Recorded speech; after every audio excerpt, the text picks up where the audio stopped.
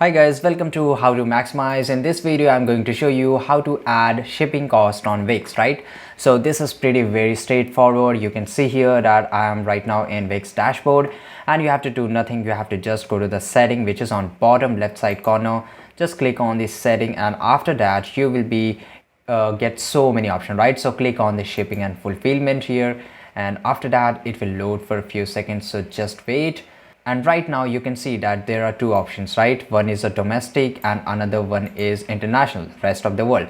So for example, for domestic the shipping is completely free, right? But if I want to charge some amount of money for the international, so you have to just click on the edit and after that you will get the lot of options. So you have to just scroll a little bit down and here you will get this option, right? So here are different kind of charges: flat rate, rate by weight, rate by price, rate by product. So you have to choose according to you. For example, I just want to keep flat rate here, and the standard shipping you can just write here, and the standard shipping dates, for example 3 to 5 days or 7 to 12 days, right? Let's say the rate I want to keep here, that is exactly $9. So I will just keep here in Indian rupees, right? And after that you have to write here 7 to 9 days according to you, okay?